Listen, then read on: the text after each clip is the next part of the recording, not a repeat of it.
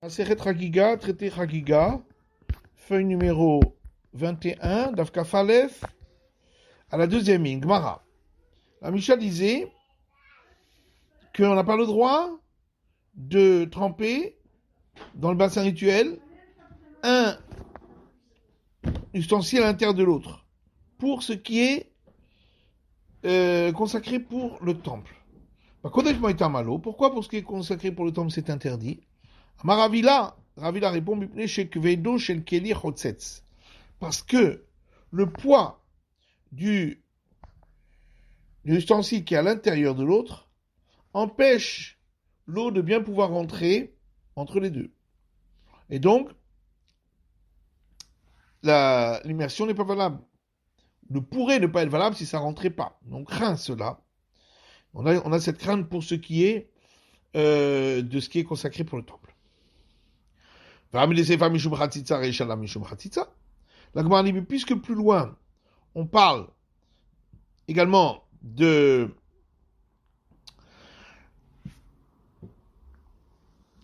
d'instructions données par les sages à cause de problèmes de ce qui empêche l'eau de passer partout, c'est que dans le premier cas, c'est pas ça le problème. Les catalystes, c'est fa, puisque c'est écrit plus loin. Les mesures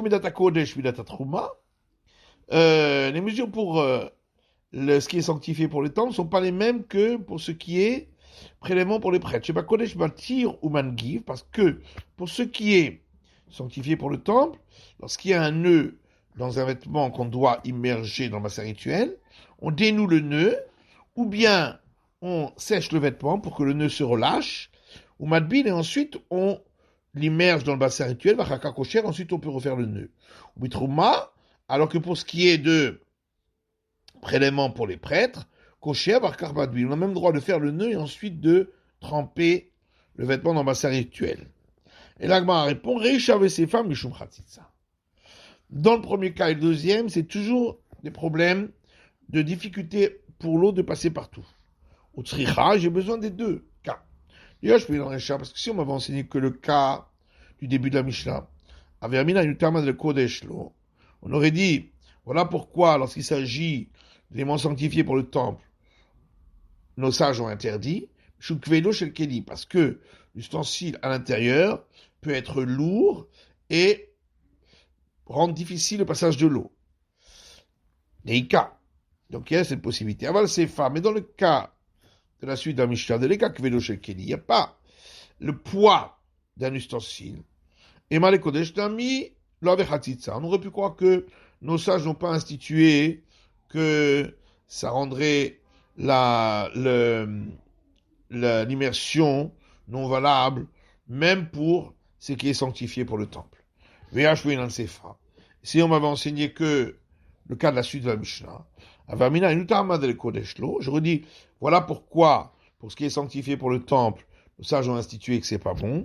Mishum, parce que s'il y a un nœud, dans l'eau, il va se serrer encore plus. Et il empêche vraiment l'eau de passer.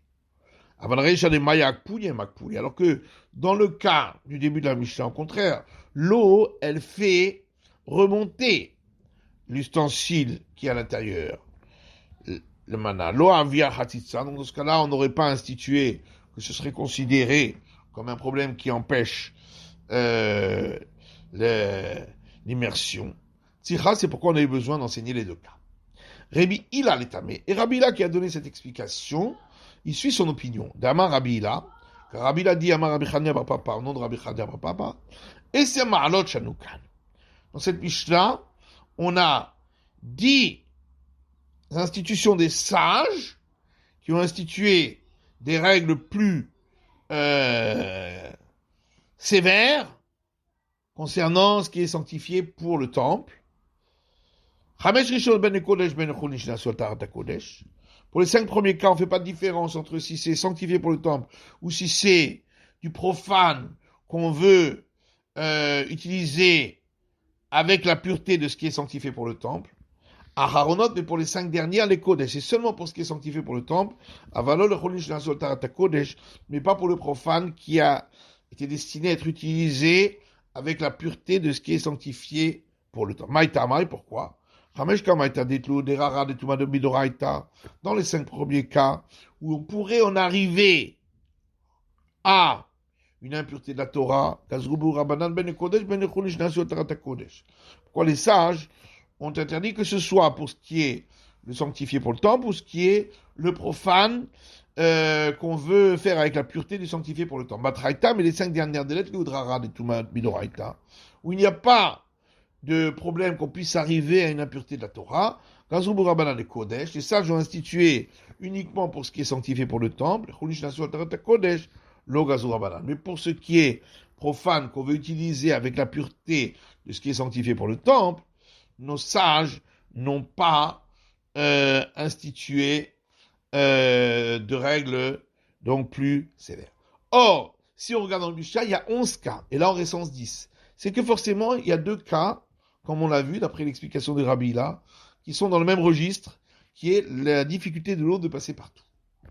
Ravama, alors que Rava lui dit, puisque le cas de la suite de la Mishnah, du nœud dans les vêtements, c'est un problème de l'eau qui a du mal à passer partout. C'est bien que dans le tout premier cas, c'était pas ça le problème. Alors quelle est la raison du premier cas? C'est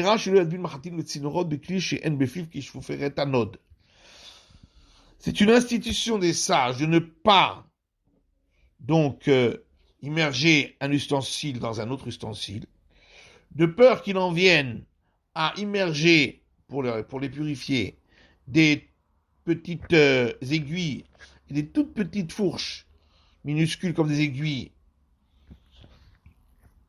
dans un ustensile dont l'ouverture n'a pas la superficie égale à celle d'un tube qu'on entre dans une outre pour faire sortir le liquide. S'il n'y a pas cette superficie, on considère que c'est pas relié avec le bassin rituel. Qui est Netnal, comme c'est marqué dans le Mishnah, Ero Mikvaot qui shvuferet anod. Pour que ce soit relié au bassin rituel, il faut qu'il y ait la superficie dans ce qui relie, les eaux qui sont liées les unes avec les autres, il faut qu'il y ait à cet endroit une superficie égale, au moins, au tube qu'on fait entrer dans une outre en pot pour sortir le liquide. Kerovia ou kehalala, c'est-à-dire la superficie égale aux parois du tube et à l'espace de l'ouverture du tube.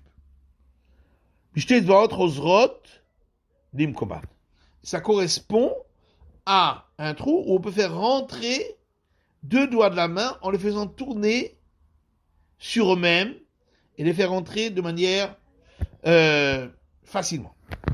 C'est la fin de l'étude du DAF Kafalef de la feuille numéro 21.